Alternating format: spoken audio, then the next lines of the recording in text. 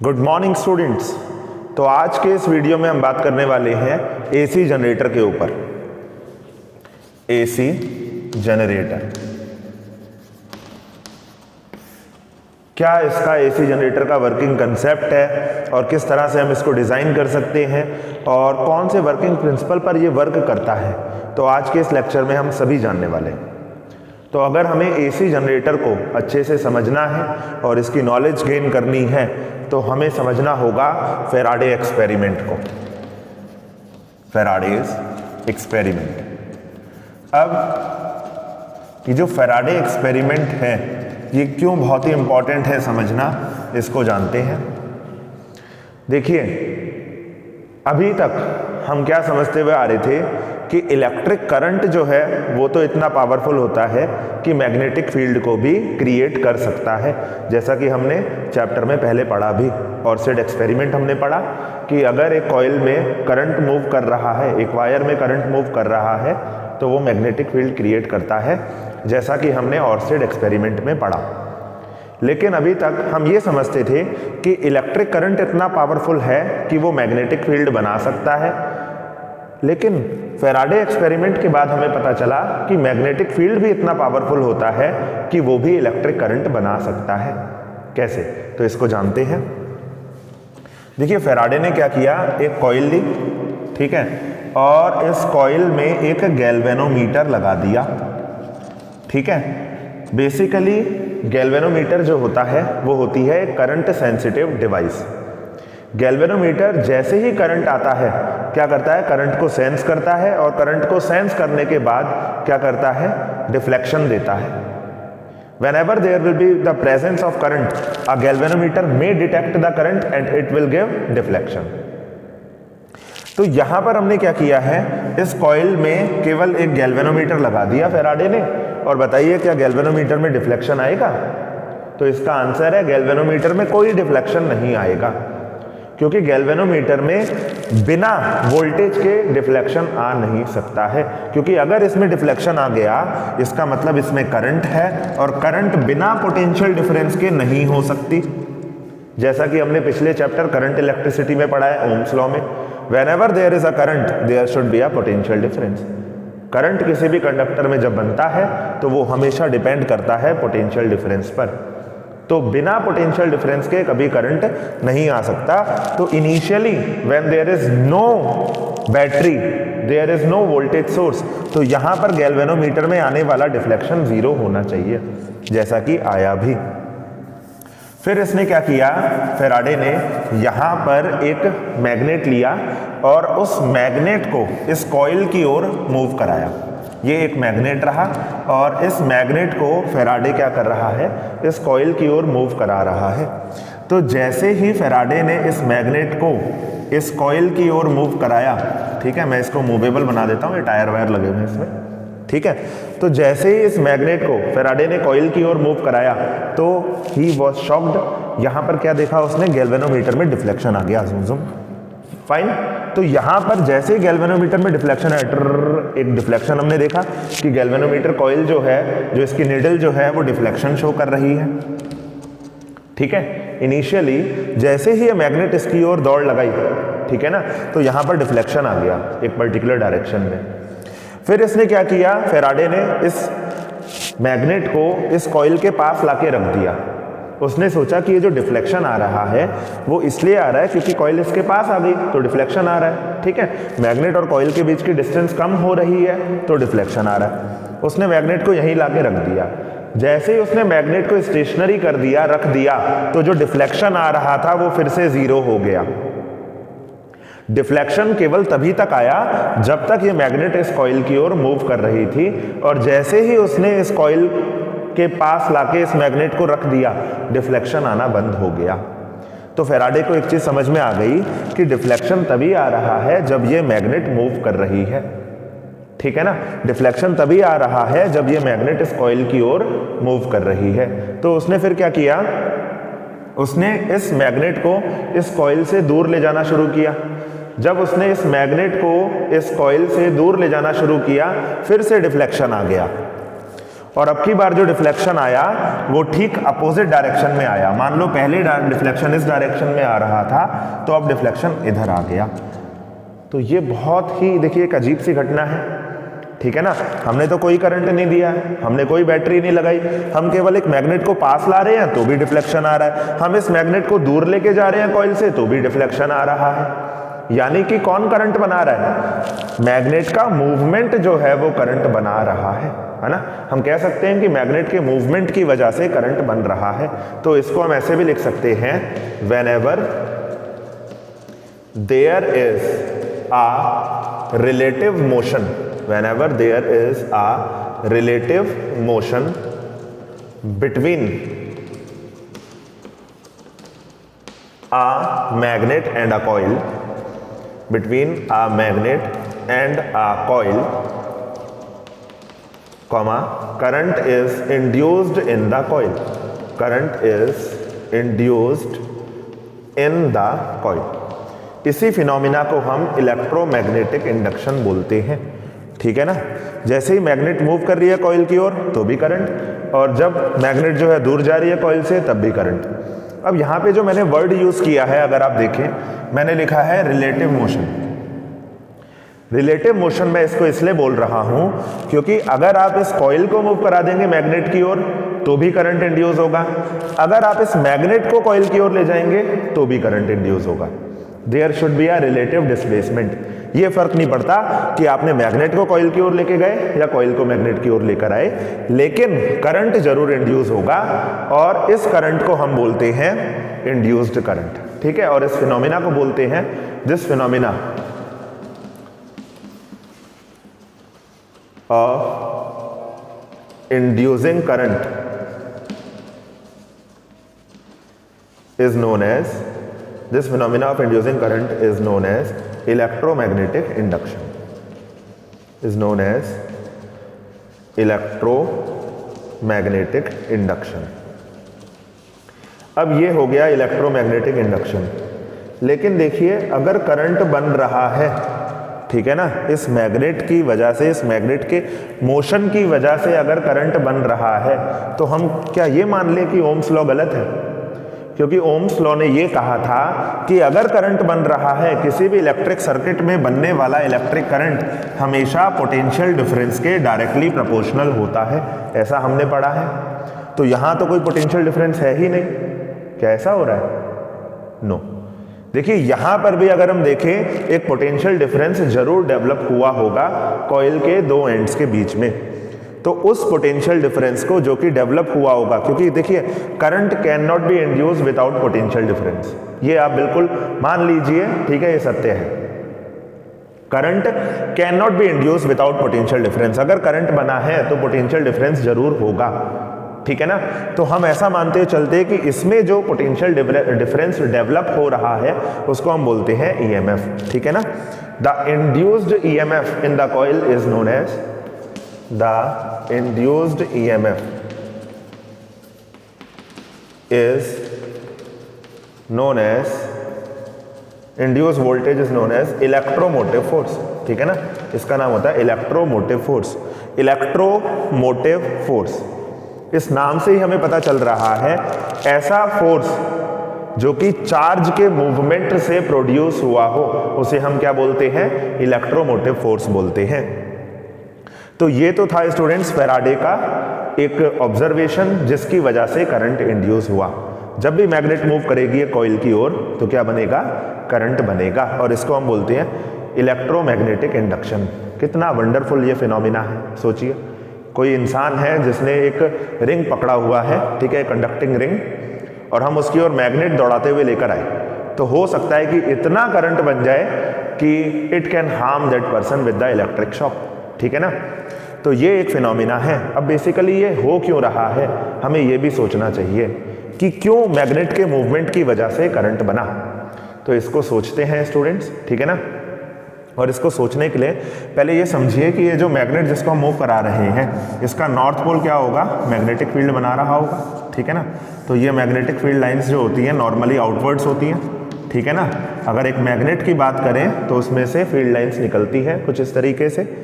अब देखिए जितनी नंबर ऑफ फील्ड लाइंस अगर आप देखें यहाँ से निकल रही है मैग्नेट में से, जब ये कॉइल के पास आएंगी, ठीक है ना, तो number of magnetic field lines बढ़नी स्टार्ट हो जाएंगी। जैसे ही आप इसको मूव कराएंगे, इस मैग्नेट को मूव कराएंगे कॉइल की ओर, तो जो number of magnetic field lines हैं वो क्या होंगी, इंक्रीज होंगी, बढ़ेंगी। क्यों बढ़ेंगी? Obviously the number of field lines, poles के पास जो मैग्नेटिक फील्ड की स्ट्रेंथ होती है वो ज़्यादा होती है। तो अगर अभी मान लो 2 ही फील्ड लाइन पास हो रही हैं, फिर 4 होंगी, फिर 8 होंगी, फिर 10 होंगी, फिर 12 होंगी एंड सो ऑन। तो अब इस फिनोमिना को फिर से रिवाइज करके सोचिए, जैसे ही आपने इस मैग्नेट को कॉइल की ओर मूव कराना स्टार्ट किया, ठीक है, लगातार जैसे जैसे ये मैग्नेट इसके क्लोज आते चले जाएगा कॉइल के, तो वैसे वैसे क्या होगा, नंबर ऑफ फील्ड लाइंस जो पास हो रही होंगी इस कॉइल में से वो बढ़नी शुरू हो जाएंगी, है ना। 2 4 6 8 10 12 15 16 18 20, ठीक है। और जब आप इसको दूर लेके गए तो कम होने शुरू हो जाएंगे, 20 19 18 17 16 15। तो क्या हो रहा है, जब आप इसको पास ला रहे हैं तो भी करंट इंड्यूस हो रहा है, और जब आप इसको दूर लेकर जा रहे हैं तो भी करंट इंड्यूस हो रहा है। तो आप ये समझिए कि जब आप इसको पास लेकर आ रहे हैं तो नंबर ऑफ फील्ड लाइंस बढ़ रही हैं। तो जो करंट बना है यहाँ पर, जो करंट इंड्यूस हुआ वो इसलिए हो रहा है क्योंकि जो नंबर ऑफ फील्ड लाइंस है वो बढ़ रही है, और जब आप दूर लेकर गए तो कम हो रही है। अब इस नंबर ऑफ फील्ड लाइंस को एक नाम दे रखा है हमने, हम बोलते हैं इसको मैग्नेटिक फ्लक्स, ठीक है ना, मैग्नेटिक फ्लक्स, ठीक है। The number of magnetic field lines, ठीक है, the number of magnetic field lines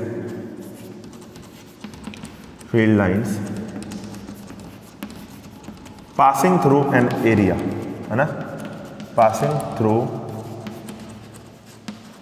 an area, इसको हम क्या बुलाते हैं, मैग्नेटिक फ्लक्स। वैसे मैं बहुत ज़्यादा डीप में नहीं जाऊंगा, लेकिन फ्लक्स जो होता है इसको हम फाई से डिनोट करते हैं। ये डॉट प्रोडक्ट होता है मैग्नेटिक फील्ड और एरिया वेक्टर का, ठीक है ना। अब ये एरिया वेक्टर क्या है तो हमें ये समझना होगा, इसके लिए एक एग्जांपल यूज़ करने वाला हूँ मैं। देखिए एरिया वेक्टर क्या होता है। एरिया बेसिकली एक स्केलर फिजिकल क्वांटिटी है। Area is a scalar physical quantity, लेकिन फिजिक्स में कई बार हमें एरिया को एज अ वेक्टर ट्रीट करना पड़ता है। क्यों ट्रीट करना पड़ता है?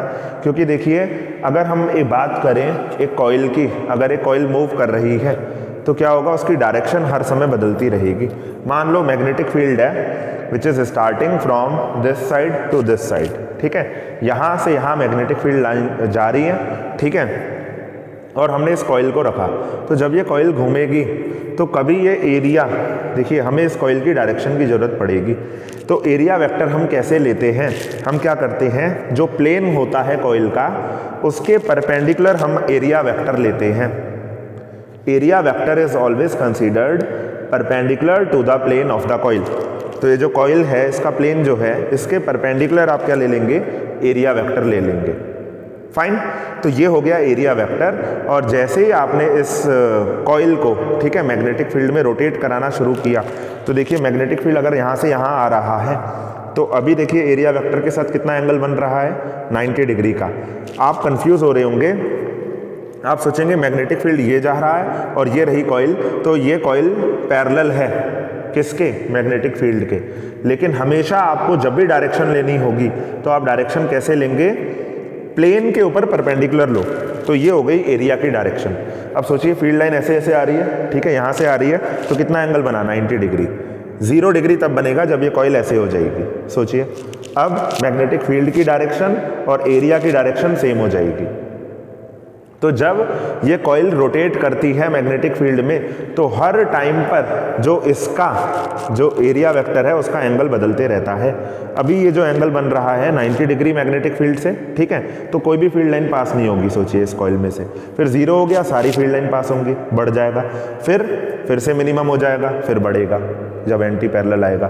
तो कॉइल जब घूमती है तो आप सोचिए अभी maximum number of field line, सोचिए ये रखा हुआ है, ठीक है, ये कॉइल का प्लेन है, तो जितनी फील्ड लाइन आ रही होंगी वो इसमें से पास होंगी।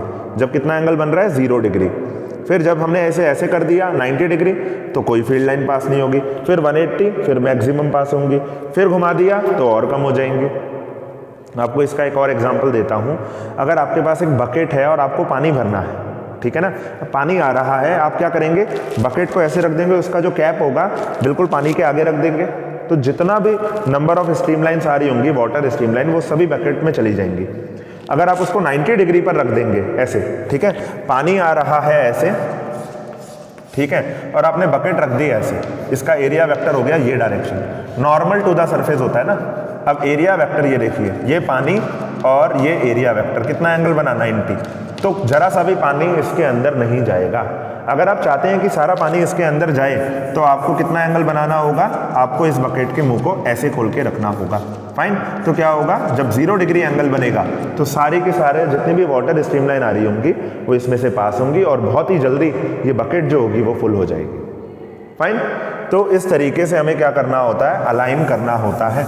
अगर हम चाहते हैं कि नंबर ऑफ फील्ड लाइंस ज़्यादा पास हों तो हमें कितना एंगल चाहिए होगा, 0 डिग्री।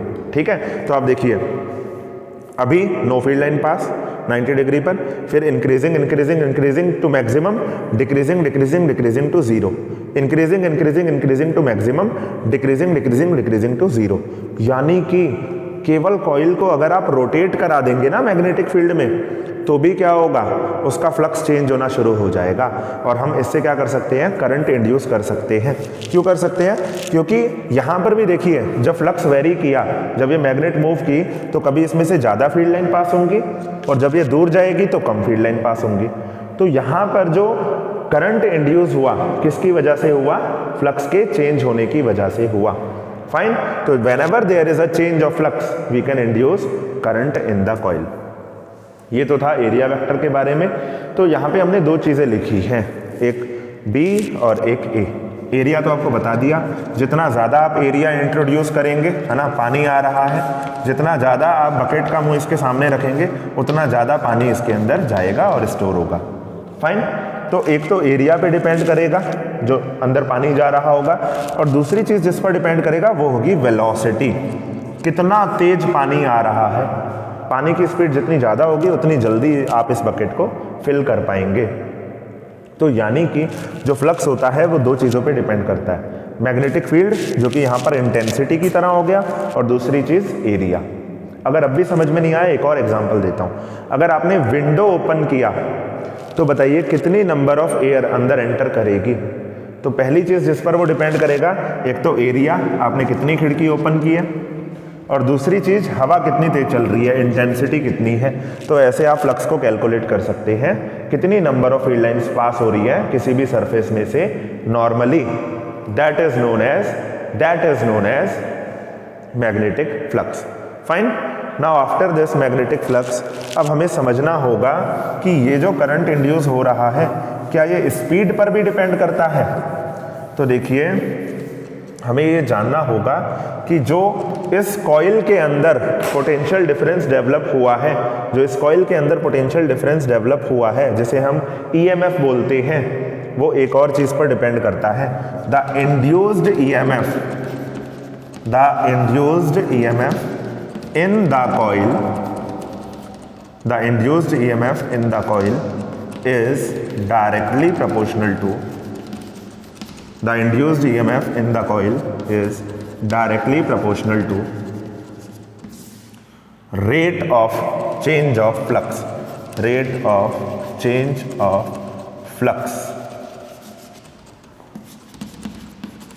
in the coil। इसको समझ लीजिए। देखिए फ्लक्स यानी कि जो नंबर ऑफ फील्ड लाइंस इसमें से पास हो रही होगी उसे हम बुलाते हैं फ्लक्स।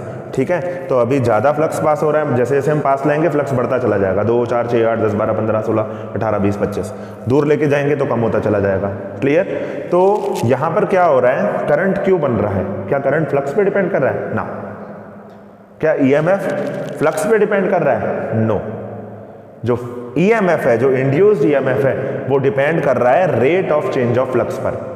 आप जितना तेजी से इसको मूव कराएंगे, आप मैग्नेट को जितना तेजी से मूव कराएंगे कॉइल की ओर, ठीक है, ये कॉइल है, ये मैग्नेट है, आप जितना तेजी से इसको मूव कराएंगे उतना ज़्यादा फ्लक्स में वेरिएशन बहुत कम टाइम में आएगा और उतना ज़्यादा आपको इंड्यूस्ड ईएमएफ मिलेगा। तो यहाँ पर हम कह सकते हैं जो इंड्यूस्ड ईएमएफ ई है वो डिपेंड कर रहा है, मान लो बाद में फ्लक्स हो गया φ2 और स्टार्टिंग में फ्लक्स था φ1 और ऐसा होने में टाइम लगा t, तो जो इंड्यूस्ड ईएमएफ होगा is directly proportional to rate of change of flux. Rate आपको मालूम ही है फिजिक्स में हम कब यूज करते हैं, whenever we are discussing with respect to time, तो हम बात करते हैं, ठीक है, किसकी, जब भी हम बात कर रहे होते हैं विद रिस्पेक्ट टू टाइम, तो वहां पर होता है रेट। तो यहां पर आप जितनी तेजी से इस कॉइल को मूव कराएंगे उतना ज्यादा क्या होगा, ईएमएफ इंड्यूस होगा और उतना ज्यादा करंट बनेगा। तो this is all about Faraday's law, hope you understood it. वैसे मैंने लेक्चर स्टार्ट किया था आपको एसी जनरेटर समझाने के लिए, लेकिन I hope you like the first part of this. AC generator मैं आपको डिस्कस करूंगा in the next lecture. So thank you, God bless you, keep liking and subscribing the channel and don't forget to share it.